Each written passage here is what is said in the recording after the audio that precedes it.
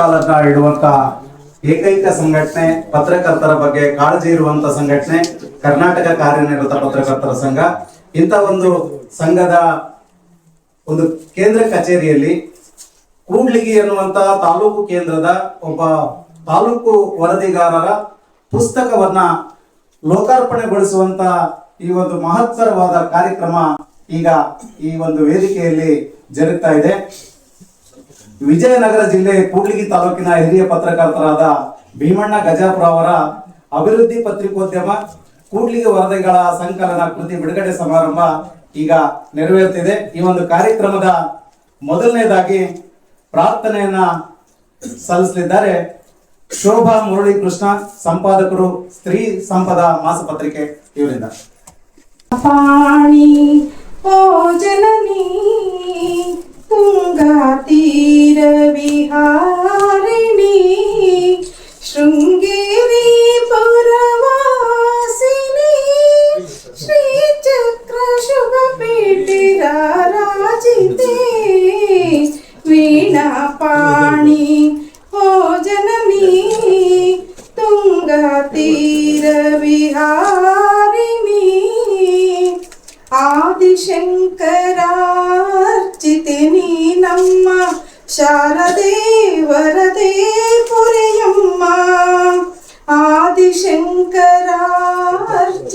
ನೀ ನಮ್ಮ ಶಾರದೆ ವರದೆ ಪುರೆಯಮ್ಮ. ನಿನ್ನಯ ಸವಿರೂಪ.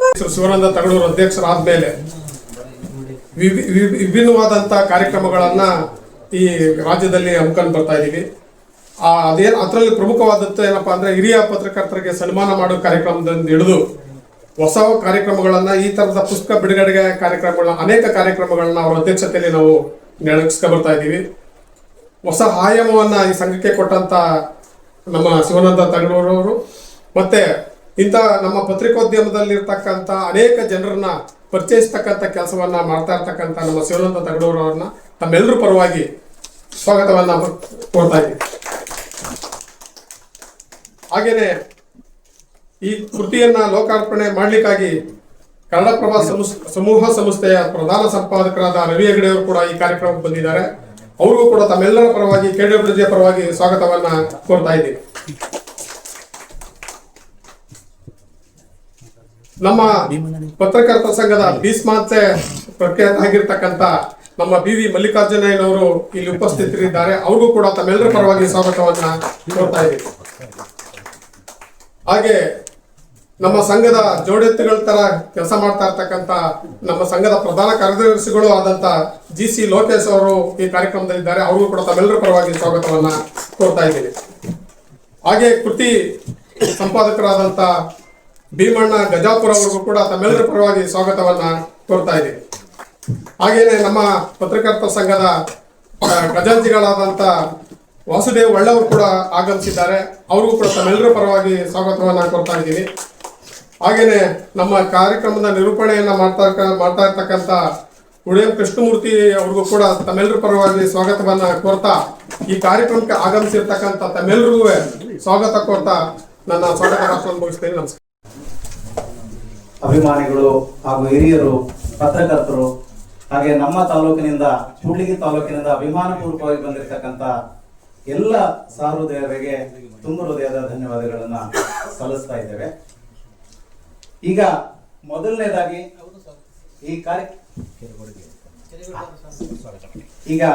ಈಗ ತಾನೇ ಎಲ್ಲರನ್ನ ಸ್ವಾಗತವನ್ನ ಕೋರಿದಂತಹ KWJಯ ಕಾರ್ಯದರ್ಶಿಗಳಾಗಿರುವಂತಹ ಶ್ರೀ ಸೋಮಶೇಖರ್ ಕೆರಗೋಡು ಸರ್ ಅವರಿಗೆ ಆತ್ಮೀಯವಾದ ಸ್ವಾಗತವನ್ನ ತಮ್ಮೆಲ್ಲರ ಪರವಾಗಿ ಕೋರ್ತಾ ಇದ್ದೇವೆ.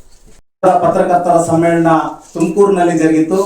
ಅತ್ಯಂತ ಯಶಸ್ವಿಯಾದ ಒಂದು ಸಮ್ಮೇಳನ ತುಮಕೂರಿನಲ್ಲಿ ನಡೆದಿದ್ದಾರೆ. ಇಡೀ ನಾಡೇ ಕೊಂಡಾಡಿರುವಂತದ್ದನ್ನ ತಾವೆಲ್ಲರೂ ಕೂಡ ಕೇಳಿದ್ದೀರಿ. ಇಂಥ ಒಂದು ಸಮ್ಮೇಳನದ ಅಭೂತಪೂರ್ವವಾದ ಸಮ್ಮೇಳನದ ಸ್ಮರಣ ಸಂಚಿಕೆಯನ್ನ ಈ ಒಂದು ಕಾರ್ಯಕ್ರಮದಲ್ಲಿ ಬಿಡುಗಡೆ ಮಾಡ್ಬೇಕಂತೇಳಿ ಎಲ್ಲ ಗಣ್ಯಮಾನ್ಯರನ್ನ ನಾನು ಕೋರ್ತಾ ಇದ್ದೀನಿ.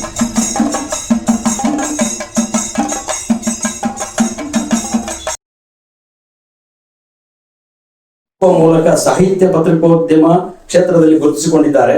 ಬಿಸಿಲು ಬಸಿರು ಕವನ ಸಂಕಲನ 2006ರಲ್ಲಿ, ನೋವಿನ ಬಣ್ಣಗಳು ಪತ್ರಿಕಾ ನುಡಿಚಿತ್ರಗಳು 2011ರಲ್ಲಿ, ಕನಸುಗಳಿಗೆ ರೆಕ್ಕೆ ಕಟ್ಟಿದವರು ಪತ್ರಿಕಾ ಬರಹಗಳು 2012ರಲ್ಲಿ, ಬಯಲು ಸೀಮೆ ರೈತರ ಯಶೋಗಾಥೆಗಳು ಕೂಡ್ಲಿಗಿ ತಾಲೂಕು ಸಾಧಕ ರೈತರ ಕುರಿತು ಪತ್ರಿಕಾ ಲೇಖನಗಳ ಸಂಗ್ರಹ 2014ರಲ್ಲಿ, ಸಧರ್ಮ ಸುಧೆ ಸ್ವರಚಿತ ಧ್ವನಿಮುದ್ರಿತ ಭಕ್ತಿಗೀತೆಗಳ ಸಾಹಿತ್ಯ ರಚನೆ ಸಂಗ್ರಹ 2015ರಲ್ಲಿ, ಕೊಟ್ಟೂರು ದರೆ ಸ್ವರಚಿತ ಭಕ್ತಿಗೀತೆಗಳ ಸಾಹಿತ್ಯ ರಚನೆ ಸಂಗ್ರಹ 2016ರಲ್ಲಿ, ಕೂಡ್ಲಿಗಿ ಕಥನಗಳ ಕೂಡ್ಲಿಗಿ ತಾಲೂಕಿನ ಇತಿಹಾಸ ಸಂಸ್ಕೃತಿ ಕುರಿತು ವಿಶೇಷ ವರದಿಗಳ ಬರಹಗಳು 2019ರಲ್ಲಿ, ನಾ ಸೋಲದಿದ್ದರೆ ಗೆಲ್ಲುತ್ತಿರಲಿಲ್ಲ, PUC ಫೇಲ್ ಆಗಿದ್ದ ಹಳ್ಳಿ ಹುಡುಗನೊಬ್ಬ ಕಾಲೇಜ್ ಮೆಟ್ಟಿಲು ಹತ್ತದೆ 5 ಬಾರಿ KS ಪಾಸ್ ಆದ ಕತೆ 2020ರಲ್ಲಿ, ಗುಡೇಕೋಟೆಯ ಗಟ್ಟಿಗಿತ್ತಿ ಒನಕೆ ಓಬವ್ವ ಚಿತ್ರದುರ್ಗದ ಮಾತಾಯಿ, ಕೂಡ್ಲಿಗಿಯ ಮನೆ ಮಗಳು ಸಂಶೋಧನಾ ಕೃತಿ 2021ರಲ್ಲಿ, ಬಣ್ಣ ಮಾಸಿದ ಬದುಕು ಕೂಡ್ಲಿಗಿಯ ರಂಗನಟಿಯರ ತವರು ಎನ್ನುವ ರಂಗಭೂಮಿಯಲ್ಲಿಯೇ ಒಂದು ಊರಿನಲ್ಲಿ 100 ರಂಗನಟಿಯರು ಇರುವ ಕುರಿತು ಸಂಶೋಧನಾ ಕೃತಿ 2023ರಲ್ಲಿ, ಹೀಗೆ ಇಲ್ಲಿಯವರೆಗೆ 10 ವಿಶಿಷ್ಟ ಕೃತಿಗಳನ್ನು ಸಾಹಿತ್ಯ ಮತ್ತು ಹಾಗೂ ಪತ್ರಿಕೋದ್ಯಮದ ಲೋಕಕ್ಕೆ ನೀಡಿರುವ ಭೀಮಣ್ಣ ಗಜಾಪುರ್ ಅವರನ್ನು ಕೂಡ್ಲಿಗಿ ವಿಸ್ಮಯ 2011 ಕೃತಿಯಾಗಿದೆ.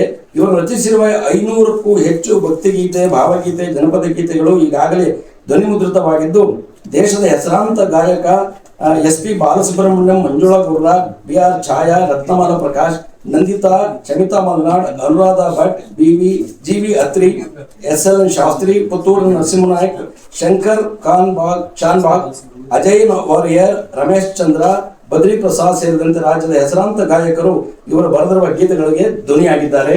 ಇದು ಇವರ ಸಂಕ್ಷಿಪ್ತ ಪರಿಚಯ. ಇವರ ಸಾಧನೆ ಪತ್ರಿಕೋದ್ಯಮದಲ್ಲಿ ಪತ್ರಕರ್ತ ಆಗಿದ್ದು, ಬರೀ ವರಗಳನ್ನ ತಾಲೂಕಾ ಕೇಂದ್ರಗಳಲ್ಲಿ ಇದ್ಬಿಟ್ಟು ಲೈನೇಜ್ ಮಾಡ್ಕೊಂಡಿರೋದಕ್ಕಿಂತ ಅದ್ರ ಜೊತೆಗೆ ಪತ್ರಿಕೋದ್ಯಮದಲ್ಲೂ ಸಾಧನೆ, ಪುಸ್ತಕಗಳನ್ನ ಕೃತಿಗಳನ್ನ ಬರೆದು ಸಾಧನೆ ಮಾಡಬಹುದು ಅನ್ನೋ ಇದನ್ನ ಇವರು ಭೀಮಣ್ಣ ಗಜಾಪುರ್ ಅವರು ನಮ್ಮ ಪತ್ರಿಕಾ ಕ್ಷೇತ್ರಕ್ಕೆ ತೋರಿಸ್ಕೊಟ್ಟಿದ್ದಾರೆ. ಇವತ್ತು ಅವರ ಪುಸ್ತಕ ಬಿಡುಗಡೆ ಆಗಲಿದೆ. ಅವರಿಗೆ ಇನ್ನೂ ಹೆಚ್ಚು ಹೆಚ್ಚು ಪುಸ್ತಕಗಳನ್ನ ಬರೀಲಿ, ಕೃತಿಗಳನ್ನ ನಾಡಿಗೆ ತರಲಿ ಅಂತ ಹೇಳಿ ಅವರಿಗೆ ಶುಭವನ್ನು ಕೋರಿ ನನ್ನ ಪ್ರಾಸ್ತಾವಿಕ ಭಾಷಣ ಮುಗಿಸ್ತೇನೆ.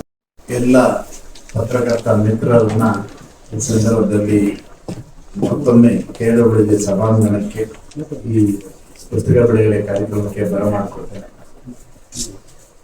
ಅತ್ಯಂತ ಹೃದಯ ಸ್ಪರ್ಶಿಯಾಗಿರುವಂತ ಒಂದು ವಾತಾವರಣದಲ್ಲಿ ನಾವು ನೀವು ಇದ್ದೇವೆ.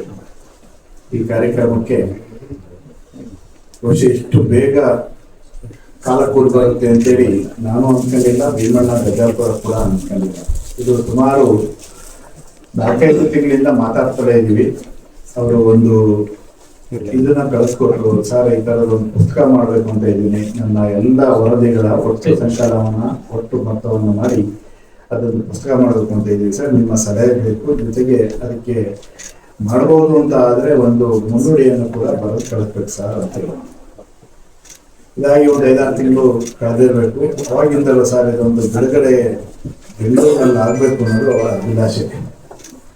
ನನಗೆ ಅನೇಕ ಸಂದರ್ಭಗಳಲ್ಲಿ ಅವರು ಭೀಮಣ್ಣ ವಿಭಿನ್ನವಾಗಿ ಕಾಣ್ತಾರೆ.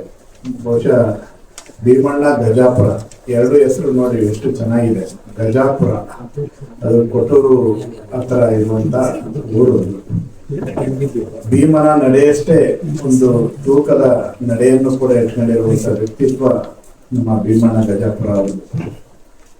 ಅನೇಕ ಸಂದರ್ಭಗಳಲ್ಲಿ ನನಗೆ ಅವರ ಪರಿಚಯ ಆಗಿದ್ದು ಕೂಡ ಸಂಘದ ಒಡನಾಟದಲ್ಲಿ ಅನೇಕ ವೈರುಧ್ಯಗಳ ನಡುವೆ ಬಳ್ಳಾರಿ ಜಿಲ್ಲೆಯಲ್ಲಿ ವಿಶೇಷವಾಗಿ ಸಂಘಟನೆ ನಾನಾ ರೂಪಗಳನ್ನ ಪಡೆಯುವಂತ ಸಂದರ್ಭದಲ್ಲಿ, ಕವಲುದಾರಿಗಳಿದ್ದಂಥ ಸಂದರ್ಭದಲ್ಲಿ ಅವರೆಲ್ಲ ಗಟ್ಟಿಯಾಗಿ ನಿಂತು ಕರ್ನಾಟಕ ಕಾರ್ಯನಿರತ ಪತ್ರಕರ್ತರ ಸಂಘ KWJ ಜೊತೆಯಲ್ಲೇ ಇರಬೇಕು ನಾವು ಅಂತೇಳಿ ಗಟ್ಟಿ ತೀರ್ಮಾನ ಮಾಡುವಲ್ಲಿ ಬಹಳ ಗಟ್ಟಿ ಕಾಳು ಒಬ್ಬರು ನಮ್ಮ ಭೀಮಣ್ಣ ಗಜಾಪುರ ಕೂಡ. ಅವರಿಗೆ ಬಹಳ ಸಂಘರ್ಷದ ಸಂದರ್ಭ ಇತ್ತು, ಬೇರೆ ಬೇರೆ ಅನೇಕ ಕಾರಣಗಳಿಗಾಗಿ ಒತ್ತಡಗಳಿತ್ತು. ಆದರೆ ಅವರು 93 ವಸಂತಗಳನ್ನು ಕಂಡಿರುವಂತ ಕರ್ನಾಟಕ ಕಾರ್ಯನಿರತ ಪತ್ರಕರ್ತರ ಸಂಘದ ಜೊತೆಯಲ್ಲೇ ನಾವೆಲ್ಲ ಕಾರ್ಯನಿರತರು ಒಟ್ಟಾಗಿರ್ಬೇಕು ಅಂತೇಳಿ ಒಂದು ಸಾಂಘಿಕ ತೀರ್ಮಾನವನ್ನು ತೆಗೆದುಕೊಂಡಂತ ಸಂದರ್ಭದಲ್ಲಿ ಅವರು ಅದಕ್ಕೆ ಮುನ್ನುಡಿಯನ್ನ ದಿಟ್ಟ ಹೆಜ್ಜೆಯನ್ನ ಇಟ್ಟಂತರು. ಆ ಕಾರಣಕ್ಕಾಗಿ ನನಗೆ ಅವರ ಮೇಲೆ ಯಾವಾಗಲೂ ಕೂಡ ಪ್ರೀತಿ ಮತ್ತೆ ಅಭಿಮಾನ. ಅದಾದ ನಂತರ ಅವರ ವರದಿಗಳನ್ನು ಅನೇಕ ಬಾರಿ ನಾನು ಗಮನಿಸ್ತಾ ಬಂದಿದ್ದೆ. ಬಹಳ ವಿಶೇಷವಾಗಿ ಅವರ ವರದಿಯನ್ನ ಒಬ್ಬ ಗ್ರಾಮೀಣ ಭಾಗದಲ್ಲಿ ಒಬ್ಬ ಪತ್ರಕರ್ತ ಹೀಗೂ ಕೆಲಸ ಮಾಡ್ಬೋದು ಅಂತ ನಿಟ್ಟಿನಲ್ಲಿ ಅವ್ರ ಕೆಲಸವನ್ನು ಮಾಡ್ಕೊಂಡು ಬಂದಿದ್ದು ಬಹಳ ವಿಶೇಷ ಮತ್ತು ಅಭಿಮಾನದ ಸಂಗತಿ. ಅಖಂಡ ಬಳ್ಳಾರಿ ಜಿಲ್ಲೆಯಲ್ಲಿ ಅವರು ಸೇರಿದ್ರು ಕೂಡ ಕೂಡ್ಲಿಗಿ, ಈಗ ವಿಜಯನಗರ ಜಿಲ್ಲೆಗೆ ಅವರು ಬಂದಿದ್ದಾರೆ. ಆದರೂ ಆ ಬಳ್ಳಾರಿಯ ಸೊಗಡು ಎಲ್ಲೂ ಹೋಗಿಲ್ಲ. ಕೂಡ್ಲಿಗಿ ಭಾಗದಲ್ಲಿ ಏನೆಲ್ಲ ಇದೆ ಅನ್ನುವಂಥದ್ದನ್ನ ನಾವಿಲ್ಲಿ ಕುರಿತು ಯೋಚನೆ ಮಾಡೋದು ಕಷ್ಟ ಇದೆ. ಕೂಡ್ಲಿಗಿ ಅಂದ ತಕ್ಷಣ ನಾವೆಲ್ಲ ಮೆಜೆಸ್ಟಿಕ್ನಲ್ಲೋ ಅಥವಾ ಬಸ್ ಸ್ಟ್ಯಾಂಡ್ನಲ್ಲೋ ಅಥವಾ ನವರಂಗ್ನಲ್ಲೋ ಎಲ್ಲ ಕೂಡ್ಲಿಗಿಂದ ಬಸ್ ಹೋಗುವಾಗ ಇದೊಂದು ಊರಿದೆಯಾ ಅಂತೇಳಿ ನಾವು ನೋಡ್ತೀವಿ. ಆದರೆ ಅಲ್ಲಿ ಆ ಕೂಡ್ಲಿಗಿ ಒಳಗಡೆ ಏನೆಲ್ಲ ವೈಶಿಷ್ಟ್ಯತೆಗಳಿದೆ, ಏನೆಲ್ಲ ವಿಶೇಷತೆಗಳಿದೆ ಅನ್ನೋದನ್ನ ಒಬ್ಬ ವರದಿಗಾರ ಸೂಕ್ಷ್ಮವಾಗಿ ಗಮನಿಸಿ ಅದನ್ನ ಕಟ್ಕೊಡೋದಿದೆಯಲ್ಲ, ಅದು ಬಹಳ ವಿಶೇಷ. ನನಗೆ ಆಶ್ಚರ್ಯ ಆಗುವಂಥದ್ದು, ಒಬ್ಬ ವರದಿಗಾರ ಅನೇಕ ಸಂದರ್ಭಗಳಲ್ಲಿ ನಾವು ವರದಿಗಾರಿಕೆಯನ್ನ ಮಾಡ್ತೀವಿ, ಎಲ್ಲರೂ ಮಾಡ್ತಾ ಇರ್ತೀವಿ. ಅವರು ಹೀಗೆ ಹೇಳಿದ್ರು, ಸತ್ಯವನ್ನೇ ಹೇಳ್ಬೇಕು ಅಂತ ಕರೆ ನೀಡಿದ್ರು, ಎಲ್ಲ ಈ ಥರದ್ದು ಸ್ಟೇಟ್ಮೆಂಟ್ ಓರಿಯೆಂಟೇಷನ್ ಇರುವಂಥ ವರದಿಗಳನ್ನ ಮಾಡುವಂಥದ್ದು ಬೇರೆ. ಆದರೆ ಒಬ್ಬ ವರದಿಗಾರ ತಾನಾಗಿ ಹುಡುಕಿಕೊಂಡು ಹೋಗಿ ಅಲ್ಲಿರುವಂಥ ಸಂಗತಿಗಳನ್ನ, ಅಲ್ಲಿರುವಂಥ ಬೇರೆ ಬೇರೆ ಬೆಳವಣಿಗೆಗಳಿಗೆ ಕನ್ನಡಿ ಇಳಿದಿದೆಯಲ್ಲ, ಅದು ನಿಜವಾದ ಒಬ್ಬ ಪತ್ರಕರ್ತನ ಕೆಲಸ ಕೂಡ ಹೌದು. ಅದು ಅತ್ಯಂತ ಸಂತೃಪ್ತಿ ತರುವಂಥ ಕೆಲಸ ಕೂಡ ಹೌದು. ಹಾಗಾಗಿ ಇಂಥ ಕೆಲಸಗಳನ್ನ ನಮ್ಮ ಭೀಮಣ್ಣ ಗಜಾಪುರ ಮಾಡ್ತಾ ಇರೋದು ಬಹಳ ವಿಶೇಷ. ಅನೇಕ ಸಂದರ್ಭಗಳಲ್ಲಿ ನಾನು ಹಾಸನಲ್ಲಿ ಇದ್ದಲ್ಲೂ ಕೂಡ ವಿಜಯ ಕರ್ನಾಟಕದಲ್ಲಿ ನಾವು ವರದಿ ಮಾಡೋದಕ್ಕಿಂತ ಹೆಚ್ಚಾಗಿ ಪ್ರತಿ ಹಳ್ಳಿಗೆ ನಾವೇ ಹೋಗ್ತಾ ಇದ್ವಿ. ಏನಿದೆ ಆ ಹಳ್ಳಿ, ಏನಿದೆ ಸಮಸ್ಯೆ, ಏನಿದೆ ಅದನ್ನಿಟ್ಟು ವರದಿ ಮಾಡೋದು, ಫಾಲೋ ಅಪ್ ಮಾಡೋದು, ಈ ಥರದ ನಿಟ್ಟಿನಲ್ಲಿ ಕೆಲಸವನ್ನ ಮಾಡ್ಕೊಂಡು ಬರುವಂತ. ಅಂದ್ರೆ ಉಲ್ಟಾ ಯೋಚನೆ ಮಾಡೋದು. ನಾವೇನು ಸಾಂಪ್ರದಾಯಿಕವಾಗಿ ವರದಿ ಮಾಡೋದು ಬೇರೆ, ನಾವಾಗಿ ಹೋಗಿ ಅಲ್ಲಿ ವರದಿ ಮಾಡುವಂಥದ್ದು, ಇದು ಆ ನಿಟ್ಟಿನಲ್ಲಿ ಆ ಕೆಲಸವನ್ನ ನಾವು ನಿರಂತರ ಮಾಡ್ತಾ ಬಂದಿದ್ವಿ. ಆ ದೃಷ್ಟಿಯಲ್ಲಿ ನಮ್ಮ ಈ ಭೀಮಣ್ಣ ಗಜಾಪುರ ಕೂಡ ಒಂದು ಹೆಜ್ಜೆಯನ್ನು ಇಟ್ಟಿರೋದು ನನಗೆ ಬಹಳ ವಿಶೇಷ ಅಂತೇಳಿ ಅನ್ಸುತ್ತೆ. ಕೂಡ್ಲಿಗಿಯಲ್ಲಿ ನಡೆದಂತ ಒಂದು ಕಾರ್ಯಕ್ರಮದಲ್ಲೂ ಕೂಡ ನಾವು ಅವರು ಭಾಗಿಯಾಗಿದ್ವಿ. ನಿಮ್ಗೆ ಎಷ್ಟೋ ಜನರಿಗೆ ಗೊತ್ತಿರ್ಲಿಕ್ಕಿಲ್ಲ, ಕೂಡ್ಲಿಗಿ ಅಂದ ತಕ್ಷಣ ನಿಮ್ಗೆ ಅಲ್ಲೊಂದು ಪರಿಕಲ್ಪನೆ ಬೇರೆ ಬೇರೆನೆ ಬರುತ್ತೆ. ಆದ್ರೆ ಅದ್ರೊಳಗಡೆ ಸಣ್ಣ ಸಣ್ಣ ಸಂಗತಿಗಳಿದಾವಲ್ಲ, ಅದ್ರ ಬಗ್ಗೆ ಬೆಳಕು ಚೆಲ್ಲೋದು ನಿಜಕ್ಕೂ ಅದು ನಮ್ಮ ಭೀಮಣ್ಣ ಗಜಾಪುರಿಗೆ ಸಿದ್ಧಿಸಿದಂತ ಒಂದು ಸೊಗಡಿನ ಕೈ ಅಂತೇಳಿ ನನ್ಗೆ ಅನ್ಸುತ್ತೆ. ನೋಡಿ, ಯಾರ್ಯಾರು ಅನ್ಸಿರುತ್ತಾ ಮಂಗೋಲಿಯಾದಿಂದ ಅಲ್ಲಿಗೆ ಮಾಲಾವಿಗೆ ಪಟ್ಟೆ ತಲೆ ಹೆಬ್ಬಾತುಗಳು ಬಂದಿದ್ದಾವೆ ಅಂತೇಳಿ ಯಾರಿಗೆ ಗೊತ್ತಾಗುತ್ತೆ? ಅದನ್ನ ಅವ್ರು ಗಮನಿಸ್ತಾರೆ, ಅದನ್ನ ವರದಿ ಮಾಡ್ತಾರೆ. ಕರಡಿಧಾಮದ ಬಗ್ಗೆ ವರದಿಯನ್ನು ಮಾಡ್ತಾರೆ. ನಾವು ಬರದ ಬಗ್ಗೆ ವರದಿ ಮಾಡೋದು ಬೇರೆ, ಅತಿವೃಷ್ಟಿ ಬಗ್ಗೆ ವರದಿ ಮಾಡೋದು ಬೇರೆ, ಕೃಷಿ ವಿಚಾರಕ್ಕೆ ಸಂಬಂಧಪಟ್ಟ ಹಾಗೆ ವರದಿ ಮಾಡೋದು ಬೇರೆ. ಆದರೆ ಈ ಥರದ ಒಂದು ಎಲ್ಲ ಮಂಗೋಲಿಯಾದಿಂದ ಮಾಳಾವಿಗೆ ಬಂದಂಥ ಆ ಪಟ್ಟೆ ತಲೆ ಹೆಬ್ಬಾತುಗಳನ್ನ ಕುರಿತು ಫೋಟೋ ಸಹಿತ ವರದಿಯನ್ನು ಮಾಡ್ತಾರೆ. ನಿಜಕ್ಕೂ ದಿ ಬೆಸ್ಟ್ ವರದಿ ಅದು. ನಾನು ಇಡೀ ಅವರ ವರದಿಗಳನ್ನು ಗಮನಿಸಿದ್ದೀನಿ. ಹಾಗೆ ಕರಡಿಧಾಮದೊಳಗಡೆ ಶಿಲೆಗಳ ಚಿತ್ತಾರ ಇದೆ ಅನ್ನೋದನ್ನ ಅವ್ರು ಗಮನಿಸ್ತಾರೆ. ಅದನ್ನು ಕೂಡ ಅವರ ವರದಿಯಲ್ಲಿ ತರ್ತಾರೆ. ಕೋವಿಡ್ ಸಂದರ್ಭದಲ್ಲಿ ಅನೇಕ ಸಂಘರ್ಷಗಳು ಎದುರಾದ ಸಂದರ್ಭದಲ್ಲಿ ಆ ಎಲ್ಲ ವರದಿಗಳನ್ನ ಅವ್ರು ಕಟ್ಟಿಕೊಡ್ತಾರೆ. ಯಾವುದೋ ಪಶ್ಚಿಮ ಬಂಗಾಳದ ಒಂದು ಕುಟುಂಬ ಇಲ್ಲಿ ಸಿಕ್ಕಿ ಒದ್ದಾಡುವಾಗ ಅದ್ರ ಬಗ್ಗೆ ವರದಿಯನ್ನ ಮಾಡ್ತಾರೆ. ಅದನ್ನ ಇಡೀ ಜಿಲ್ಲಾಡಳಿತ ಗಮನ ಕೊಟ್ಟು ಜಿಲ್ಲಾಡಳಿತವೇ ಆ ರಿಸಿಪ್ಟ್ ತಗೊಂಡು ಅವ್ರನ್ನ ಅಲ್ಲಿ ಆ ಕುಟುಂಬಕ್ಕೆ ಅವ್ರನ್ನ ಸೇರಿಸುವಂತ ಕೆಲಸ ಮಾಡುವಂತ ರೀತಿ ನೀತಿ ಕೂಡ ಅವರು. ಹೀಗಾಗಿ ಈ ತರದ ಅನೇಕ ವರದಿಗಳನ್ನ ಅವರು ಆ ಭಾಗದಲ್ಲಿ ಕಟ್ಟಿಕೊಡ್ತಾ ಬರ್ತಾರೆ. ಆ ಕಾರಣಕ್ಕಾಗಿ ಅವರು ಭೀಮಣ್ಣ ಗಜಾಪುರ ಅಂದ್ರೆ ಅವರು ಏನಾದರೂ ಒಂದು ಬರೆದ್ರೆ ಅದರಲ್ಲಿ ಬಹಳ ಐತಿಹ್ಯ ಇದೆ, ಅದರಲ್ಲಿ ವಿಶೇಷವಾಗಿ ಅವರ ವರದಿಯನ್ನ ಗಮನಿಸ್ತಾರೆ. ಹಾಗೆ ಡಾಕ್ಟರ್ ರಾಜ್ಕುಮಾರ್ ಅವರ ಸನಾದಿ ಅಪ್ಪಣ್ಣ ವಿಚಾರಕ್ಕೆ ಸಂಬಂಧಪಟ್ಟಾಗ ಕೂಡ ಅವ್ರದ್ದೊಂದು ವರದಿ ಇದೆ. ಅಲ್ಲೊಬ್ಬ ಸನಾದಿ ಅಪ್ಪಣ್ಣ ಇದ್ದಾರೆ, ಅದ್ರ ಬಗ್ಗೆ ಅವರು ಕಥೆಯನ್ನ ಕಟ್ಕೊಡ್ತಾರೆ. ಆಮೇಲೆ ಈ ಚಿತ್ರರಂಗದ ಜೊತೆ ಕೂಡ್ಲಿಗಿ ಹೆಂಗೆ ಬೆಸ್ಕೊಂಡಿತ್ತು ಅನ್ನುವಂಥ ವಿಚಾರಗಳನ್ನು ಕೂಡ ಅವರು ಅವರ ವರದಿಯಲ್ಲಿ ಕಟ್ಟಿಕೊಡ್ತಾರೆ. ಈ ಥರದ ಎಲ್ಲ ವರದಿಗಳನ್ನ ಒಟ್ಟು ಮಾಡುವ ಮೂಲಕ ಅದ್ಮೇಲೆ ಇಷ್ಟೇನಾ ವರದಿ ಅಂತೇಳಿ ಅನ್ಕೊಳ್ಳಂಗಿಲ್ಲ. ತಾಲೂಕು ಆಡಳಿತವನ್ನು ಗಮನ ಸೆಳೆಯುವಂಥ ನಿಟ್ಟಿನಲ್ಲಿ, ಜಿಲ್ಲಾಡಳಿತವನ್ನು ಗಮನ ಸೆಳೆಯುವಂಥ ನಿಟ್ಟಿನಲ್ಲಿ ಒಂದು ಕೆರೆ ತುಂಬಿಸುವಂತ ಯೋಜನೆ ಯಾಕೆ ಮಾಡಬಾರ್ದು ಅಂತೇಳಿ ಪ್ರಸ್ತಾಪ ಮಾಡ್ತಾರೆ. ಅದು ಈಗ ಕಾರ್ಯಗತ ಆಗ್ತಾ ಇದೆ. ನಿರಂತರವಾಗಿ ಅದರ ಬಗ್ಗೆ ವರದಿಗಳನ್ನು ಮಾಡ್ತಾರೆ. ಪಂಚಾಯತಿಗಳ ಗ್ರಾಮ ಪಂಚಾಯತಿ ಮಟ್ಟದಲ್ಲಿ ಏನೆಲ್ಲ ಸಾಧ್ಯತೆ ಇದೆ ಅಲ್ಲಿಗೆ ಹೋಗಿ ಅವೆಲ್ಲವನ್ನು ತಪಾಸಣೆ ಮಾಡಿ ಪರಿಶೀಲನೆ ಮಾಡಿ ಅದ್ರ ಬಗ್ಗೆ ಬೆಳಕನ್ನಿಸುತ್ತಾರೆ. ಹೀಗೆ ವಿಭಿನ್ನವಾಗಿ ವರದಿಗಳನ್ನ ಕಟ್ಟಿಕೊಡುವ ಮೂಲಕ ಬಹುಶಃ ನಾವು ಅವರು ಕನ್ನಡ ಪ್ರಭಕ್ಕೆ ಅಷ್ಟೇ ಆಸ್ತಿ ಅಲ್ಲ, ಪತ್ರಿಕೋದ್ಯಮಕ್ಕೂ ಕೂಡ ಆಸ್ತಿ ಆಗಿದ್ದಾರೆ ಅಂತೇಳಿ ಹೇಳಲಿಕ್ಕೆ ನನಗೆ ಅತಿಶಯೋಕ್ತಿ. ಹಾಗಾಗಿ ಭೀಮಣ್ಣ ಗಜಾಪುರ ಅವರ ಕ್ರಿಯಾಶೀಲತೆ, ಅವರಿಗೆ ಒಬ್ಬ ವರದಿಗಾರನಿಗೆ ಇರಬೇಕಾದಂಥ ಕೌಶಲ್ಯ, ಆಮೇಲೆ ಅದಕ್ಕೆ ಚಾಕಚಕ್ಯತೆ, ಆ ಟೈಮ್ ಸೆನ್ಸು ಎಲ್ಲರೂ ನೋಡ್ಕೊಂಡು ಹೋಗಿರ್ತೀವಿ. ಬಟ್ ಅದನ್ನ ಐಡಿಯಾಗಿ ಇಟ್ಕೊಂಡು ಅದಕ್ಕೆ ಒಂದು ಹ್ಯಾಂಗಲ್ ಕೊಟ್ಟು ಆ ಸುದ್ದಿಯನ್ನು ಮಾಡೋದಿದೆಯಲ್ಲ, ಅದು ಒಬ್ಬ ವರದಿಗಾರನಿಗೆ ಇರಬಹುದಂತ ಕೈ ಚಳಕ, ಅದನ್ನ ಅವರು ಸಿದ್ಧಿಸ್ಕೊಂಡಿದ್ದಾರೆ. ಹಾಗಾಗಿ ಮತ್ತೊಮ್ಮೆ ನಿಮ್ಮೆಲ್ಲರ ಚಪ್ಪಾಳೆ ಮೂಲಕ ನಾನು KWJ ರಾಜ್ಯ ಸಂಘದ ಪರವಾಗಿ ಕೂಡ ಅವರಿಗೆ ಅಭಿನಂದನೆಗಳನ್ನು ಬಯಸ್ತೇನೆ. ಹಾಗೆ ಈ ತರ ಒಂದು ಪುಸ್ತಕವನ್ನ ಬಿಡುಗಡೆ ಮಾಡುವ ಸಂದರ್ಭದಲ್ಲಿ ಹೇಗೆ ಮಾಡಬೇಕು, ಏನ್ ಮಾಡಬೇಕು ಅನ್ನೋದು ಇವೆಲ್ಲ ಚರ್ಚೆ ಆಗುವಾಗ ನನಗೆ ತಕ್ಷಣ ಅವರು, ಸರ್ ನೀವು ಹೇಗಾದರೂ ಮಾಡಿ ಸರ್, ನನ್ಗೆ ಗೊತ್ತು ಬೆಂಗಳೂರಿನಲ್ಲಿ ಇದ್ದಾರೆ,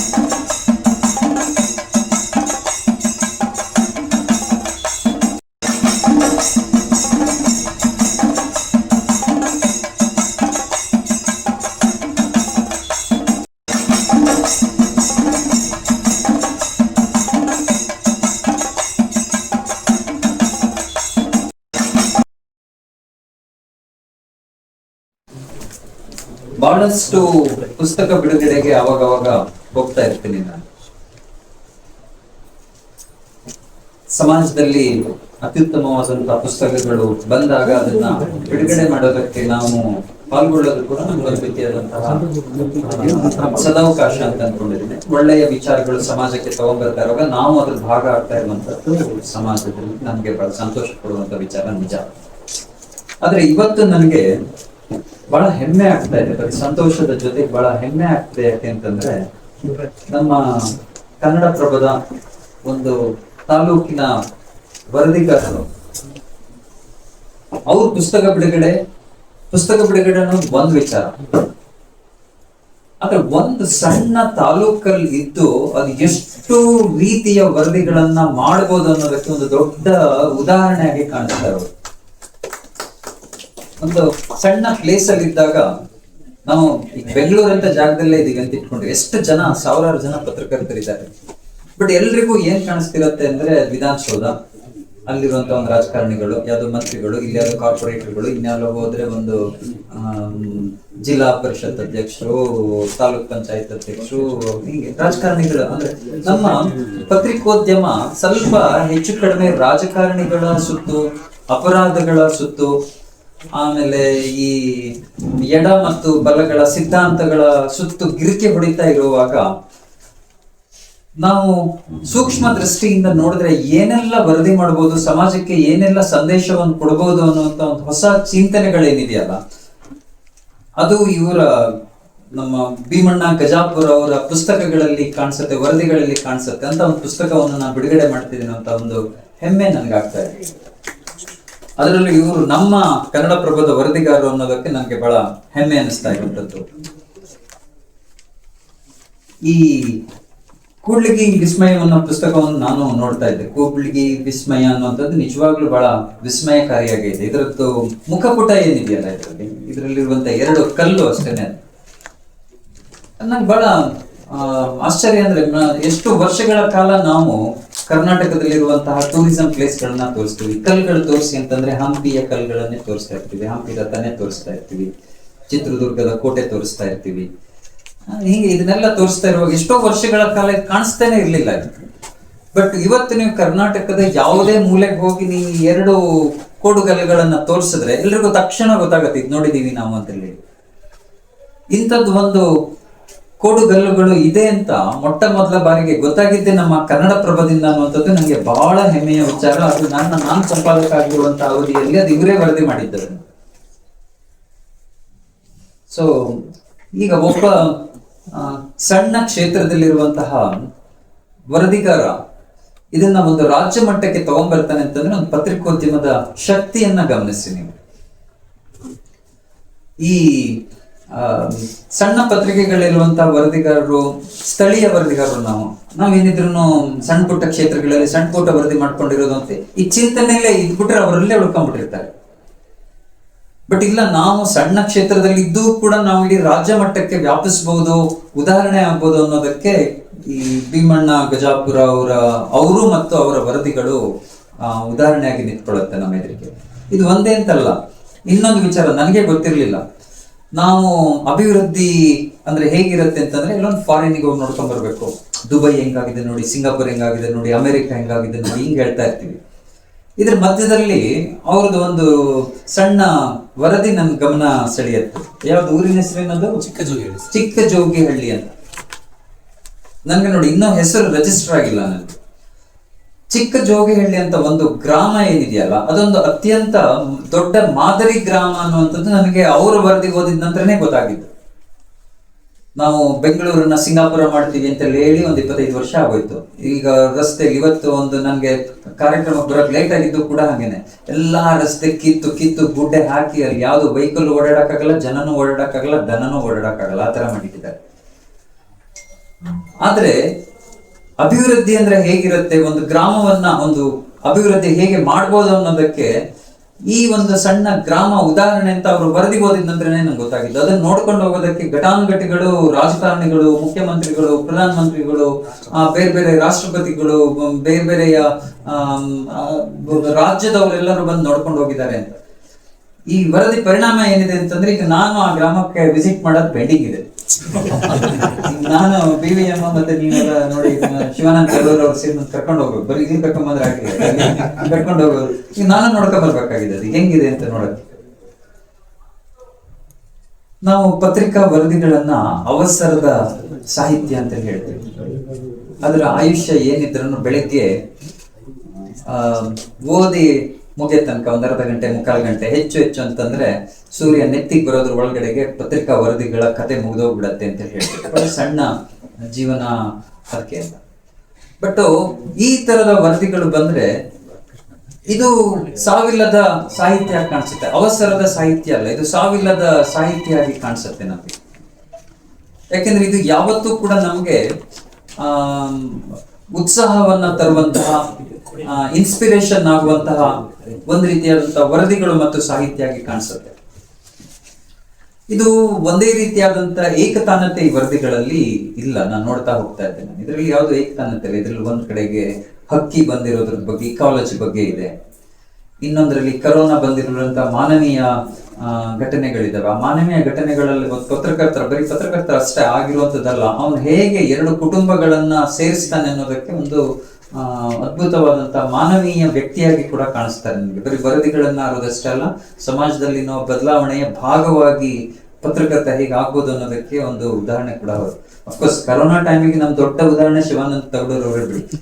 ಈ ಪತ್ರಕರ್ತರು ಅಂತಂದ್ರೆ ಬರೀ ಹೋಗಿ ಎಲ್ಲ ವರದಿ ಮಾಡ್ಕೊಂಡ್ ಬರೋರು ಇರೋರು ಅಂತ ಅನ್ಕೊಂಡಿರುವಾಗ ಅವರ ಕಷ್ಟಗಳನ್ನ ವಿಚಾರಿಸ್ಕೊಂಡು ಅವರ ಅನೇಕ ಕುಟುಂಬಗಳಿಗೆ ನೆರವಾಗಿದ್ದು ಶಿವಾನಂದ ತಗಡೂರು. ಹಾಗಾಗಿ ಮೋಸ್ಟ್ಲಿ ಅವರು ಈ KUWJ ನಿರಂತರ ಅಧ್ಯಕ್ಷರಾಗಿರುತ್ತಾ ಎಲ್ಲಾ ಸಾಧ್ಯತೆಗಳು ಕಾಣಿಸ್ತಾ ಇದೆ. ಅಷ್ಟು ಅವರು ಜನಮನಗಳಲ್ಲಿ ಎಲ್ಲರ ಅಂದ್ರೆ ಬರೀ ಪತ್ರಕರ್ತರಿಗಷ್ಟೇ ಅಲ್ಲ, ಅವ್ರ ಮನೆಗ ಮಕ್ಕಳಿಗೂ ಕೂಡ ಅವ್ರು ಪರಿಚಯ ಆಗ್ಬಿಟ್ಟಿದ್ದಾರೆ ಅವರು. ಸೊ ಆ ರೀತಿಯಾದ ಮಾನವೀಯ ಘಟನೆಗಳಿರ್ಬೋದು. ಅಲ್ಲಿ ಯಾವುದೋ ಒಂದು ಪ್ರಕೃತಿಯಲ್ಲಿ ಅದು ಅಣಬೇಕಲ್ಲಂತೆ. ಈಗ ಎಲ್ಲ ನಾವು ಕಲ್ಲು ಮಣ್ಣು ನೋಡ್ತಿರ್ತೀವಿ, ಏನ್ ವಿಶೇಷ ಅಂತ ಬಹಳಷ್ಟು ವರದಿಗಾರರಿಗೆ ವಿಶೇಷ ಅಂತಾನೆ ಅನ್ಸಲ್ಲ ಅದನ್ನ. ಅಲ್ಲಿ ಅದು ಕಾವ್ಯಗೂಡು ಅನ್ನುವಂಥದ್ದು ಒಂದು ಐತಿಹಾಸಿಕ ಅಂದ್ರೆ ಪ್ರಾಗೈತಿಹಾಸಿಕ ಇತಿಹಾಸ ಇರುವಂತದ್ದು, ಒಂದು 2000 ವರ್ಷಗಳ ಹಿಂದಿನ ಇತಿಹಾಸ ಇರುವಂತದ್ದನ್ನ ಬರೀತಾರೆ. ಸಾಮಾನ್ಯವಾಗಿ ನಾವು ಪತ್ರಿಕೆಯ ವರದಿಗಳಲ್ಲಿ ಏನ್ ಮಾಡ್ತೀವಿ ಅಂತಂದ್ರೆ, ಪಾಸ್ ಆದವರು, ಅದರಲ್ಲಿ ರ್ಯಾಂಕ್ ಬಂದವರು, ಅದು ಅತ್ಯಂತ ಶ್ರೇಷ್ಠ ಸಾಧನೆಯನ್ನ ಮಾಡಿದವ್ರ ಬಗ್ಗೆ ಮಾತ್ರ ನಾವು ಪತ್ರಿಕೆಗಳಲ್ಲಿ ಸ್ಥಾನವನ್ನ ಕೊಡ್ತಾ ಇರ್ತೀವಿ. ಅಂಥದ್ರಲ್ಲಿ ಯಾವುದೋ ಒಂದು ಫೇಲ್ ಆದ ವ್ಯಕ್ತಿ ಹೇಗೆ ಜೀವನವನ್ನ ಕಟ್ಕೊಂಡ ಅನ್ನೋದ್ರ ಬಗ್ಗೆ ಒಂದು ವರದಿಯನ್ನ ಬರೀತಾರೆ ಅವರು. ಇದನ್ನೆಲ್ಲ ಬರಿಬೇಕು ಅಂತಂದ್ರೆ ಒಂದು ಸೂಕ್ಷ್ಮವಾದಂತಹ ನೋಸ್ ಫಾರ್ ನ್ಯೂಸ್ ಅಂತೀವಲ್ಲ, ಒಂದು ಸುದ್ದಿಯನ್ನ ಗುರುತಿಸುವಂತ ಒಂದು ಸೂಕ್ಷ್ಮತೆ ಬೇಕು. ಅದು ಅವರಿಗೆ ಇದೆ. ಈ ರೀತಿಯ ಅನೇಕ ವರದಿಗಳು ಬರುತ್ತೆ. ಆ ಪುಸ್ತಕವನ್ನ ನೀವೆಲ್ಲ ಓದ್ಬೇಕು. ಅದರಲ್ಲಿ ಅಂದ್ರೆ ಬರೀ ಓದೋದಷ್ಟೇ ಅಲ್ಲ, ಅದರಲ್ಲಿರುವ ವೈವಿಧ್ಯವನ್ನ ಗಮನಿಸ್ಬೇಕು. ಅದರಲ್ಲಿ ಒಂದು ಸಣ್ಣ ಊರಿನಲ್ಲಿ ಇಷ್ಟೊಂದು ವರದಿಗಳನ್ನ ಬರೆಯೋದಕ್ಕೆ ಸಾಧ್ಯನಾ ಅಂತ ಅನ್ಸುತ್ತೆ. ನನ್ನ ಪ್ರಕಾರ ಪತ್ರಿಕಾ ವರದಿಗಳನ್ನೇ ಆಧರಿಸಿ ಅವರು ತರ್ತಾ ಇರುವಂತ 3ನೇ 4ನೇ 5ನೇ ಪುಸ್ತಕ ಆಯ್ತು. 5ನೇ ಪುಸ್ತಕ. ಬಹಳಷ್ಟು ಜನ ಅಷ್ಟು ವರದಿಗಳನ್ನೇ ಲೈಫ್ ಟೈಮ್ ಅಲ್ಲಿ ಬರೆದಿರಲ್ಲ. ಇವರಂತಹ ವರದಿಗಳ ಎಲ್ಲಾ ವರದಿಗಳ ಜೊತೆಯಲ್ಲಿ ವಿಶೇಷ ವರದಿಗಳನ್ನ ತಂದಂತ 5ನೇ ಸಂಕಲನ ಅಂತಂದ್ರೆ ಸಣ್ಣ ಪುಟ್ಟ ಸಾಧನೆ ಅಂತ ನನ್ಗೆ ಅನ್ಸಲ್ಲ. ಆಮೇಲೆ ಈ ಸುದ್ದಿಗಳನ್ನ ತಗೊಂಡ್ಬಂದು ಈ ತರ ಕಲೆಕ್ಷನ್ಸ್ ತಗೊಂಡ್ಬಂದಿರೋದು ಬಹಳ ಒಳ್ಳೇದು ಅಂತ ನನ್ಗೆ ಅನ್ಸುತ್ತೆ. ಯಾಕೆಂದ್ರೆ ಈ ಸುದ್ದಿಗಳು ಬರುತ್ತೆ, ಪತ್ರಿಕೆಯಲ್ಲಿ ಬರುತ್ತೆ, ಮರುದಿವಸ ಹೋಗುತ್ತೆ, ಒಂದು 15 ಜನ ಮಾತಾಡ್ತಾರೆ, ಅಲ್ಲಿನ ಊರಿನಲ್ಲಿ ಗ್ರಾಮಾಂತರದ ಭಾಗದಲ್ಲಿ 1,000 ಜನ ಮಾತಾಡ್ತಾರೆ. ಇನ್ನೂ ಸ್ವಲ್ಪ ದೊಡ್ಡ ಸುದ್ದಿ ಆದ್ರೆ ಒಂದಿಷ್ಟು 10 ಜಿಲ್ಲೆಗಳ ಜನರು ಮಾತಾಡ್ತಾರೆ, ಆಮೇಲೆ ಮರ್ತು ಬಿಡ್ತಾರೆ. ಯಾಕಂದ್ರೆ ಈಗಿನ ನ್ಯೂಸ್ ಎಕ್ಸ್ಪ್ಲೋಷನ್ ಹೇಗಿದೆ ಅಂತಂದ್ರೆ, ಬೆಳಿಗ್ಗೆ ಆಗಿರೋ ಸುದ್ದಿಯನ್ನ ಸಂಜೆ ಹೊತ್ತಿಗೆ ನಾವು ಮರ್ತು ಬಿಡ್ತೀವಿ. ಈಗ ಬೆಳಿಗ್ಗೆ ಹೊತ್ತಿಗೆ ನಾವು ಯಾವುದೋ ಒಂದು ಧರ್ಮಸ್ಥಳದಲ್ಲಿ ಆಗ್ತಾ ಇರುವಂತ ಎಕ್ಸ್ಕವೇಷನ್ ಬಗ್ಗೆ ಮಾತಾಡ್ತಿರ್ತೀವಿ, ಸಂಜೆ ಮಾತಾಡ್ತಿರ್ತೀವಿ. ಕರ್ನಾಟಕ ಕಾರ್ಯರತ ಪತ್ರಕರ್ತರ ಸಂಘ ಇವತ್ತು ಒಂದು ವಿಭಿನ್ನವಾದ ನಡೆಯನ್ನಿಟ್ಟು ನಮ್ಮ ಪತ್ರಕರ್ತರೇ ಆದಂತಹ ಭೀಮಣ್ಣ ಗಜಾಪುರ ಅವರ ಪುಸ್ತಕವನ್ನ ಲೋಕಾರ್ಪಣೆ ಮಾಡ್ತಕ್ಕಂಥ ಒಂದು ಅತ್ಯುತ್ತಮ ಕಾರ್ಯಕ್ರಮವನ್ನು ಕೊಡಿದೆ. ಅದಕ್ಕಾಗಿ ಸಂಘದ ಪರವಾಗಿ ನಮ್ಮೆಲ್ಲರಿಗೂ ಅಭಿನಂದನೆಗಳು.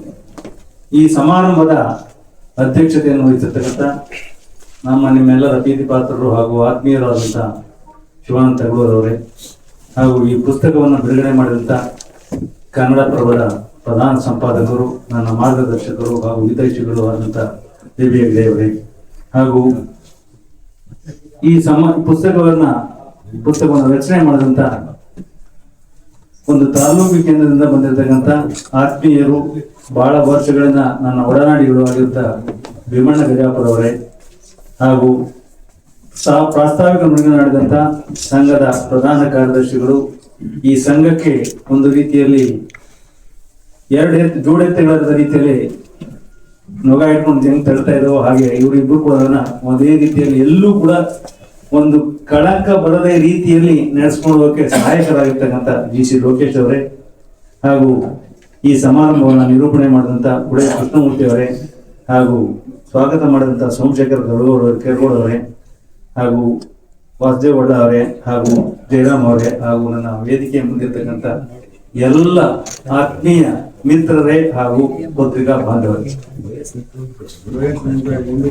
ಇವತ್ತು ನನಗೆ ಒಂದು ಮಾತನ್ನು ಹೇಳ್ಬೇಕು ಅಂತ ಇಷ್ಟಪಡ್ತೀನಿ. ಯಾಕಂದ್ರೆ ಭೀಮಣ್ಣ ಗಜಾಪುರ ಆನೆ ನಡೆದದ್ದೇ ದಾರಿ ಅನ್ನೋ ರೀತಿಯಲ್ಲಿ ಅವರು ನಡೆದದ್ದೇ ದಾರಿ. ಯಾಕೆಂದ್ರೆ ಅವ್ರು ಬರೀ ಪತ್ರಿಕೋದ್ಯಮವನ್ನು ನಯಿಸ್ಕೊಳ್ಳಿಲ್ಲ, ಬರಹದಲ್ಲಿಯೂ ತಮ್ಮನ್ನು ತೊಡಗಿಸಿಕೊಂಡು ಒಂದು ಕ್ಷೇತ್ರವನ್ನು ಆಯ್ಕೆ ಮಾಡ್ಕೊಳ್ಳಿಲ್ಲ, ಎಲ್ಲ ಕ್ಷೇತ್ರದಲ್ಲೂ ಕೈ ಆಡಿಸಿದ್ದಾರೆ. ಸಂಗೀತ ಇರ್ಬೋದು, ಸಾಹಿತ್ಯ ಇರ್ಬೋದು, ಜಾನಪದ ಇರ್ಬೋದು, ಒಂದು ಹಳ್ಳಿಯ ಸೊಗಡಿ ಇರ್ಬೋದು, ಹಾಗೆಯೇ ಎಲ್ಲ ಕ್ಷೇತ್ರಗಳಲ್ಲೂ ತಮ್ಮನ್ನ ತಾವು ತೊಡಗಿಸಿಕೊಂಡು ಬರಹ ರೂಪದಲ್ಲಿ ಬರೆದಿದ್ದಾರೆ. ಅಂತ ಒಂದು ಸಾಹಸ ಪ್ರವೃತ್ತಿಯ ಭೀಮಣ್ಣ ಗಜಾಪುರ ಅವರಿಗೆ ನಿಮ್ಮೆಲ್ಲರ ಪರವಾಗಿ ಅಭಿನಂದನೆ ಸಲ್ಲಿಸ್ತೇನೆ. ಯಾಕಂದ್ರೆ ಬಹಳ ವರ್ಷಗಳಿಂದ ಪರಿಚಯ ಇದ್ದಾರೆ, ಆದ್ರೆ ಪುಸ್ತಕ ಬರೆದಿದ್ದಾರೆ ಅಂತ ಗೊತ್ತಿತ್ತು, ಆದ್ರೆ 10 ಪುಸ್ತಕಗಳನ್ನು ಬರೆದಿದ್ದಾರೆ ಅಂತ ನನಗೆ ಗೊತ್ತಿರ್ಲಿಲ್ಲ. ಎಷ್ಟೋ ಸಾರಿ ಭೇಟಿ ಮಾಡ್ತೀವಿ, ಸಮಯ ಸಂದರ್ಭಗಳಲ್ಲಿ ಇದ್ದೀವಿ. ನಾನು ಸಾಕಷ್ಟು ಸರಿ ಫೋನು ಮಾಡಿ ಕಾಟನ್ನು ಕೊಟ್ಟಿದ್ದೇನೆ, ಈ ಸುದ್ದಿ ಬಂದಿಲ್ಲ, ಆ ಸುದ್ದಿ ಬಂದಿಲ್ಲ, ಈ ತರ ಬಂದಿಲ್ಲ ಅಂತೇಳಿ. ಆದ್ರೆ ಅದೆಲ್ಲವನ್ನೂ ಸಹಿಸಿಕೊಂಡು ಇದರ ಮಧ್ಯದಲ್ಲಿ ಒಂದು ಒಳ್ಳೆಯ ಕೃತಿಗಳನ್ನ ತರ್ತಕ್ಕಂಥ ಕೆಲಸವನ್ನ ಭೀಮಣ್ಣ ಗಜಾಪುರ ಅವರು ಮಾಡಿದ್ದಾರೆ. ಯಾಕೆಂದ್ರೆ ಎಲ್ಲ ಪತ್ರಕರ್ತರಿಗೆ ಒಂದು ಆದರ್ಶವಾಗಿದ್ದಾರೆ. ಯಾಕೆಂದ್ರೆ ನಾವು ಹೇಳಿದ್ರು, ರವಿ ಹೇಳಿದ್ರು, ಕೆಲವು ಕೇವಲ ರಾಜಕೀಯ ಅಥವಾ ಯಾವುದೋ ಒಂದು ಕ್ಷೇತ್ರಕ್ಕೆ ಮಾತ್ರ ಬರ್ಕೊಂಡು ನಾವು ನೋಡ್ತಾ ಇರ್ತೀವಿ. ಆದ್ರೆ ಭೀಮಣ್ಣ ಗಜಾಪುರ ಹಂಗಿಲ್ಲ. ಒಂದು ಕಲ್ಲು ಬಂಡೆ ಇರ್ಬೋದು, ಒಂದು ಹಕ್ಕಿ ಇರ್ಬೋದು, ಅಥವಾ ಒಂದು ಜಾನಪದ ಇರ್ಬೋದು, ಒಂದು ನಾಟಕ ಇರ್ಬೋದು, ಇಂಥವನ್ನೆಲ್ಲವನ್ನು ಗುರುತಿಸಿ ಅದನ್ನು ಬರ್ತಕ್ಕಂಥ ಕೆಲಸವನ್ನ ಮಾಡಿದ್ದಾರೆ. ಹಾಗಾಗಿ ಅವರಿಗೆ ನಿಜವಾಗೂ ಕೂಡ ಅಭಿನಂದನೆ. ಈಗ ಹೇಳಿದ್ರು, ಮುಂದಿನ ಸಭೆ ಕರೆದಾಗ ಭೀಮಣ್ಣ ಗಜಾಪುರ ಅವರನ್ನು ತಪ್ಪದೆ ಕರೀರಿ ಅಂತ ನನಗೂ ಕೂಡ ನಮ್ಮ ಪ್ರಧಾನ ಸಾಧಕ ಹೇಳಿದ್ದಾರೆ. ಹಾಗಾಗಿ ಮುಂದಿನ ಸಭೆಗಳಲ್ಲಿ ಕರೆಸಿ ಅವರ ಅನುಭವಗಳನ್ನ ಬೇರೆಯವರಿಗೆ ಗುಣಪಡಿಸ್ತಕ್ಕಂಥ ಕೆಲಸವನ್ನ ನಾವು ಮಾಡಬೇಕು ಅಂತ ಹೇಳಿ ನಾವು ಅದನ್ನು ತೀರ್ಮಾನ ಮಾಡಿದ್ದೇವೆ. ಆಮೇಲೆ ಮಾತಾಡ್ತಾ ಶಿವಾನಂದ ಅವರು ಹೇಳಿದ್ರು, ಆಜೀವ ಅಧ್ಯಕ್ಷರಾಗಿ ಅಂತ. ಅದು ಸಾಧ್ಯ ಆಗಲ್ಲ. ಯಾಕೆಂದ್ರೆ ನಾನೇ ಅಧ್ಯಕ್ಷನಾಗಿದ್ದಾಗ 2 ಬಾರಿಗಿಂತ ಜಾಸ್ತಿ ಬರಬಾರ್ದು ಅಂತೇಳಿ ಅಮೆಂಡ್ಮೆಂಟ್ ತಂದೆ. ಮಧ್ಯದಲ್ಲಿ ಒಂದ್ಸರಿ ಬಿಟ್ಟು ಬರ್ಬೋದು, ಆದ್ರೆ ಒಂದೇ ಕಂಟಿನ್ಯೂಸ್ ಮಾಡಕ್ಕಾಗಲ್ಲ. ಬೈಲಾದ ತಿದ್ದುಪಡಿ ತಂದೆ. ಆಗ ನನಗೆ ಬೈದ್ರು ರಾಜಕಾರಣಿಗಳು ಇಬ್ರು ಬಂದು ನಿನಗೆ ಬುದ್ಧಿ ಇಲ್ಲ, ನೀನೇ ಅಧ್ಯಕ್ಷನಾಗಿದ್ರೆ ನೀನ್ ಯಾಕೆ ತಿದ್ದುಪಡಿ ತಂತ ಅಂತ ಹೇಳಿ, ನೀನ್ ಕಳೆದೋದ್ಮೇಲೆ ನೀನ್ ಯಾರು ಮಾತಾಡ್ತಾರೆ, ಯಾಕೆ ತಿದ್ದುಪಡಿ ತಂದೆ ಅಂತ ಕೇಳಿದ್ರು.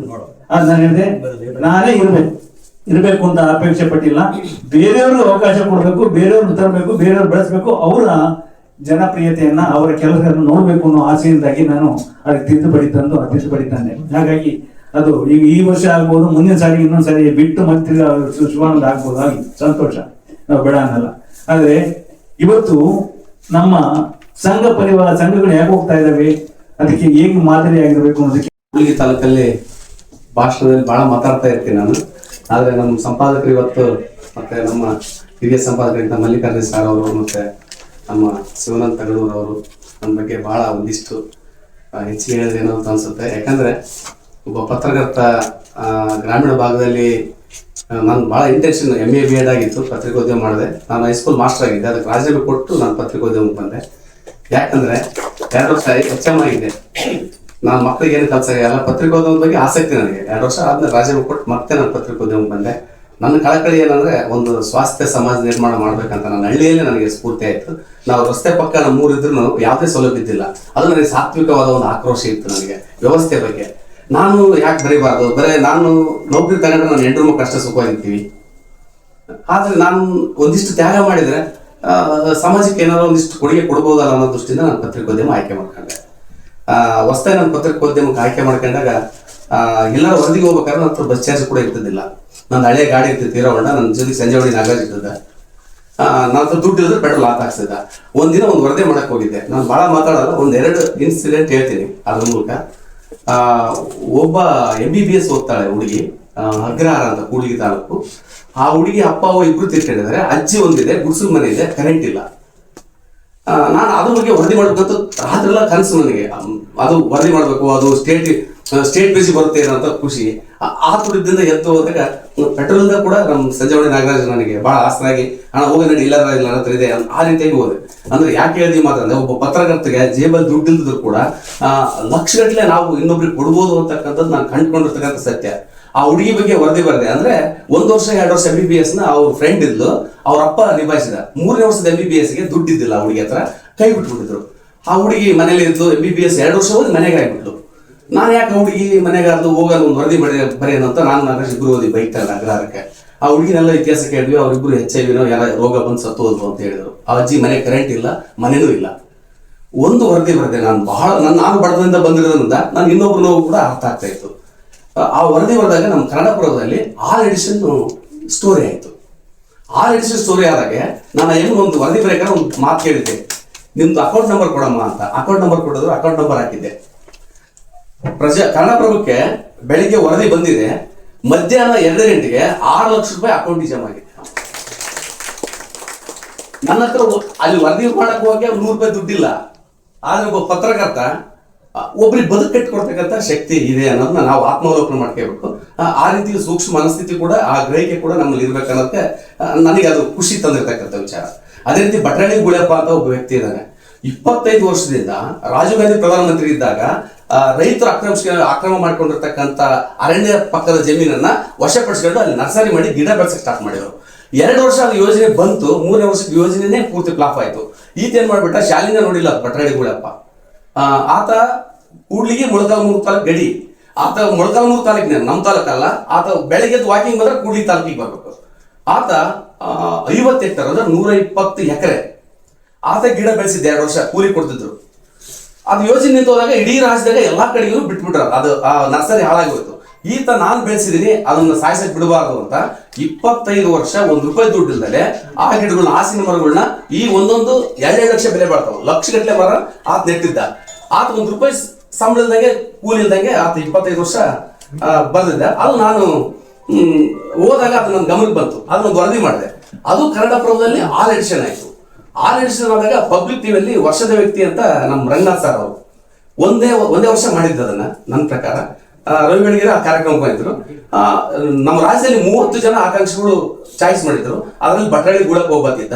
ಆಮೇಲೆ ಟಾಪ್ 10 ಅಂತ ಮಾಡಿದ್ರು, ಅದ್ರಾಗೂ ಗುಳಪ್ಪ ಇದ್ದ. ಆಮೇಲೆ ಟಾಪ್ 3 ಮಾಡಿದ್ರು, ಅದ್ರಾಗೂ ಗುಳಪ್ಪ ಇದ್ದ. ಟಾಪ್ 1 ಮಾಡಿದಾಗ ಗುಳಪ್ಪ ಆತೆ ಟಾಪ್ 1 ಆದ. ನನಗಾಗಿರೋ ಖುಷಿ, ಒಬ್ಬ ನಾನು ಸ್ಟ್ರಿಂಜರ್, ಆತನು ಒಬ್ಬ ಪಬ್ಲಿಕ್ ಟಿವಿ ವರ್ಷದ ವ್ಯಕ್ತಿಯಾಗಿ 2 ಲಕ್ಷ ರೂಪಾಯಿ ದುಡ್ಡು ಕೊಟ್ಟು ಪ್ರಶಸ್ತಿ ಬಹುಮಾನ. ಅರಣ್ಯ ಸಚಿವ ರಮಾನಾಥ್ ರೈ ಅವರಿದ್ರು. ನಾನು ಕೂಡ ಗೂಳಪ್ಪ ಬೆಂಗಳೂರ ನೋಡಿದ್ದಿಲ್ಲ. ನಾನು ಕೃಷ್ಣಮೂರ್ತಿ, ನಾಗರಾಜು, ರಂಗನಾಥ್ ಎಲ್ಲರೂ ಕರ್ಕೊಂಡು ಬಂದಿದ್ವಿ. ಅಂದ್ರೆ ಒಬ್ಬ ಪತ್ರಕರ್ತ ಇದಕ್ಕಿಂತ ಇನ್ನೇನು ಆಸ್ತಿ ಬೇಕು, ಇದಕ್ಕಿಂತ ಇನ್ನೆಷ್ಟು ನೆಮ್ಮದಿ ಬೇಕು. ನಮ್ಮಿಂದ 4 ಜನ ನೆಮ್ಮದಿಯಾಗಿ ಊಟ ಮಾಡ್ತಾರಂದ್ರೆ ನಾವು ಕೂಡ ರಾತ್ರಿ ನೆಮ್ಮದಿ ನಿದ್ದೆ ಮಾಡ್ತೀವಿ ಅನ್ನೋದು ನಮ್ ಖುಷಿ. ಅದರಲ್ಲೇ ನಾವು ಶ್ರೀಮತಿ ಕಂಡಿರ್ತಕ್ಕಂಥ ನಮ್ಮ ಟೀಮ್ ಎಲ್ಲ ಹಂಗಿದೆ. ಕೂಡ್ಲಿಗೆಯಲ್ಲಿ ನಮ್ಮ ತಗಡೂರು ಸರ್ ಅವರಿಗೆ ಎಲ್ಲ ಗೊತ್ತು. ಈ ರೀತಿಯಾಗಿ ನಾನು ವರದಿ ಬರೆಯಕ್ಕೆ ನನಗೆ ಆಸಕ್ತಿಯಿಂದ, ಯಾವುದೇ ಒಂದು ವರದಿ ಬರೀಬೇಕಾದ್ರೆ ಆಸಕ್ತಿ ಇದ್ದಾಗ ಒಬ್ಬ ಪತ್ರಕರ್ತ ಸಾಧಕ ಬಾಧಕ ಎರಡನ್ನೂ ನೋಡ್ಬೇಕು. ನಮಗೆ ನಾಗೇಶ್ ಹೆಗಡೆ ಅವರು ನಾನು ಪ್ರಜಾವಾಣಿಗೆ ಫ್ರೀಲಾನ್ಸ್ ರಿಪೋರ್ಟ್ ವರದಿ ಮಾಡ್ಬೇಕಾದ್ರೆ ನನಗೊಂದು ಏಕಲವ್ಯನ ತರ ನಾನು ಮಾಡಿದಾಗ ಅವರು ಗುರುಗಳಾಗಿ ನನಗೆ ಒಂದು ಸಣ್ಣ 15 ಪೀಸ್ ಕಾರ್ಡ್ ಆಗ್ತಿದೆ.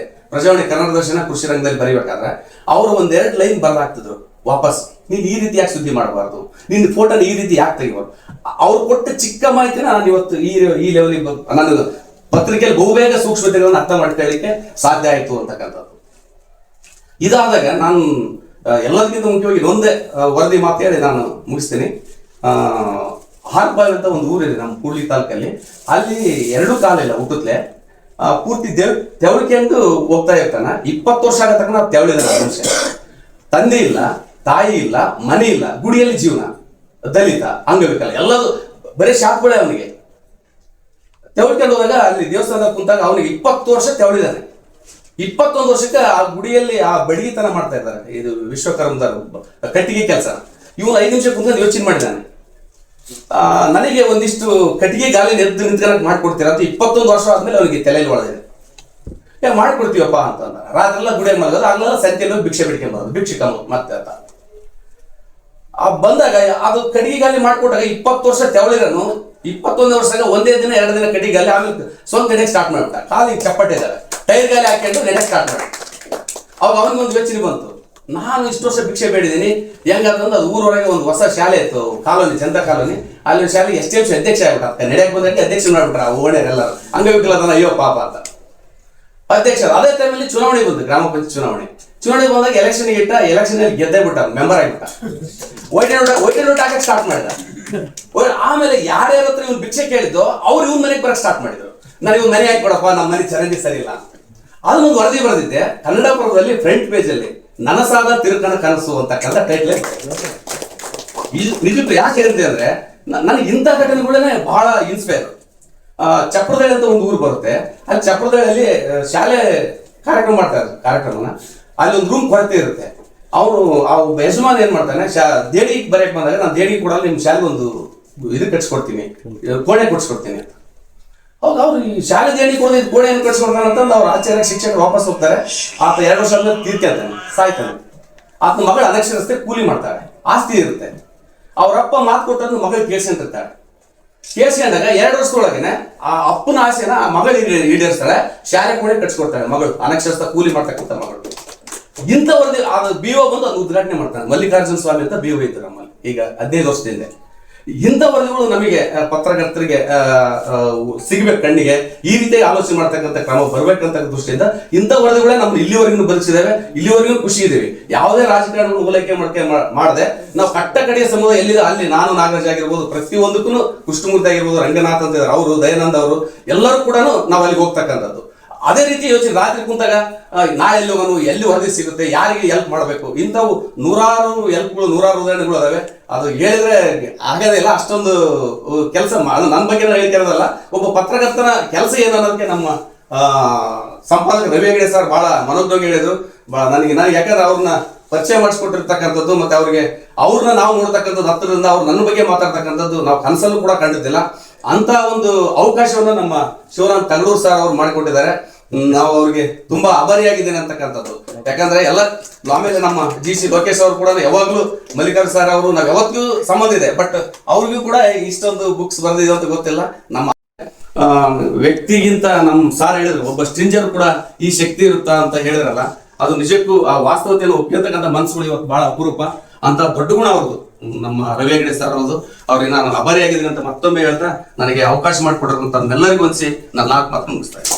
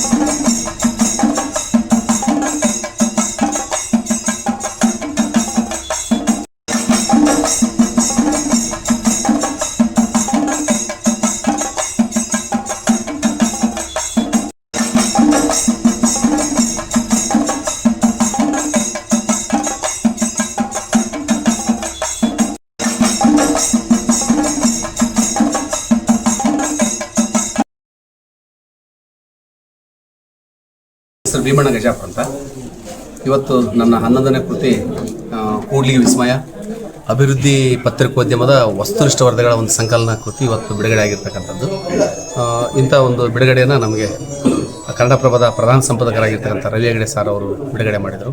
ಈ ಒಂದು ಕಾರ್ಯಕ್ರಮನ ನಮ್ಮ ಕರ್ನಾಟಕ ಕಾರ್ಯನಿರತ ಪತ್ರ ಸಂಘದ ಅಧ್ಯಕ್ಷ ಆಗಿರ್ತಕ್ಕಂಥ ಶಿವನಂತ ತಗಡೂರು ಮತ್ತು ಅವರ ಬಳಗ ಭಾಳ ಆಸಕ್ತಿದಾಯಕವಾಗಿ ಒಬ್ಬ ತಾಲೂಕು ಮಟ್ಟದ ಪತ್ರಕರ್ತನ ಒಂದು ಪುಸ್ತಕ ಬಿಡುಗಡೆಯನ್ನು ರಾಜ್ಯ ಮಟ್ಟದಲ್ಲಿ ಮಾಡಿರ್ತಕ್ಕಂಥದ್ದು ನಿಜಕ್ಕೂ ಭಾಳ ಒಂದು ಉತ್ತಮ ಬೆಳವಣಿಗೆ, ಪತ್ರಿಕೋದ್ಯಮದಲ್ಲಿ ಒಂದು ಆಶಾದಾಯಕ ಬೆಳವಣಿಗೆ ಅಂತಕ್ಕಂಥದ್ದು. ಯಾಕಂದರೆ ಸ್ಟಿಂಜರ್ಗಳು ಅಂದ ಕೂಡಲೇ ಒಂದು ಸ್ವಲ್ಪ ಏನೋ ಗ್ರಾಮೀಣ ಭಾಗದಲ್ಲಿ ಇರ್ತಾರೆ, ಏನು ಅಷ್ಟೊಂದು ಪ್ರಾಮುಖ್ಯತೆ ಸಿಗಲ್ಲ.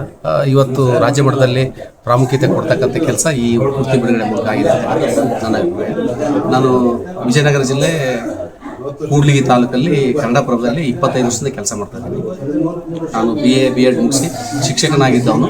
ನನ್ನ ಪತ್ರಿಕಾ ಆಸಕ್ತಿಯಿಂದ ನಾನು ಮತ್ತೆ ಅದಕ್ಕೆ ರಾಜೀನಾಮೆ ಕೊಟ್ಟು ಮತ್ತೆ ಪತ್ರಿಕೋದ್ಯಮಕ್ಕೆ ಬಂದು ಮತ್ತೆ ಪತ್ರಿಕೋದ್ಯಮದಲ್ಲಿ 25 ವರ್ಷಗಳ ಕಾಲ ನಿರಂತರವಾಗಿ ಕನ್ನಡಪ್ರಭದಲ್ಲಿ ಕೆಲಸ ಮಾಡ್ತಾ ಇದ್ದೀನಿ. ಗ್ರಾಮೀಣ ಭಾಗದಲ್ಲಿ ಎಂತೆಂಥ ಸುದ್ದಿ ಆಗ್ತಿದ್ದಾವೆ, ಗ್ರಾಮೀಣ ಭಾಗದಲ್ಲಿ ಪತ್ರಕರ್ತರು ಏನೇನು ನಾವು ಸೂಕ್ಷ್ಮ ಗ್ರಹಿಕೆ ಇರಬೇಕಂತಕ್ಕಂಥ ದೃಷ್ಟಿಕೋನದಿಂದ ಪತ್ರಿಕೋದ್ಯಮದ ಬಗ್ಗೆ 5 ಕೃತಿಗಳನ್ನು ಬರೆದಿರ್ತಕ್ಕಂಥದ್ದು.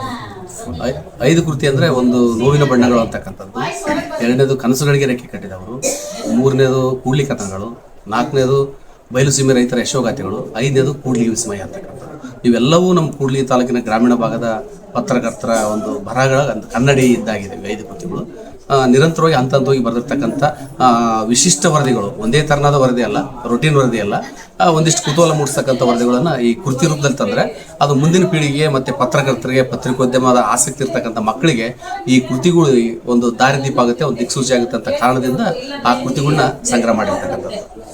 ಈ ರಾಜಕೀಯ ಸುದ್ದಿ ಆದರೆ ದಿನ ಬೆಳಕರಲ್ಲಿ ಅಳ್ತರಾಗುತ್ತೆ. ಆದರೆ ಒಂದು ವಿಶಿಷ್ಟವಾದ ಸ್ಥಳ, ಒಂದು ಇತಿಹಾಸ, ಒಂದು ಪರಂಪರೆ, ಒಬ್ಬ ಸಾಧಕ, ಒಬ್ಬ ತೆರೆಮರೆಯಲ್ಲಿ ಇರ್ತಕ್ಕಂಥ ಒಂದು ಸ್ಥಳಗಳ ಒಂದು ಕುರಿತು ಮಾಹಿತಿ ಇರುತ್ತಲ್ಲ, ಅದು ಯಾವಾಗಲೂ ಕೊನೆವರೆಗೂ ಇರುತ್ತೆ. ಅದಕ್ಕೋಸ್ಕರ ಇದು ಪತ್ರಿಕೋದ್ಯಮ ಅಂದರೆ ಅವಸರದ ಸಾಹಿತ್ಯ ಅಂತಕ್ಕಂಥ ಅಭಿಪ್ರಾಯ ಇದೆ. ಅವಸರದ ಸಾಹಿತ್ಯನ ಮೀರಿ ಕೆಲವು ಬರಹಗಳು ಕೊನೆವರೆಗೂ ಮೌಲ್ಯಗಳನ್ನು ಉಳಿಸ್ಕೊಂಡು ಬರ್ತಕ್ಕಂಥ ಬರಹಗಳನ್ನು ಮಾತ್ರ ನಾನು ಪುಸ್ತಕದಲ್ಲಿ ತಂದಿರ್ತಕ್ಕಂಥದ್ದು. ಹೀಗಾಗಿ ಈ ಕೃತಿ ಇವತ್ತು ಮೌಲ್ಯಯುತವನ್ನು ಪಡ್ಕೊಂಡಿರ್ತಕ್ಕಂಥದ್ದು ನನ್ನ ಭಾವನೆ.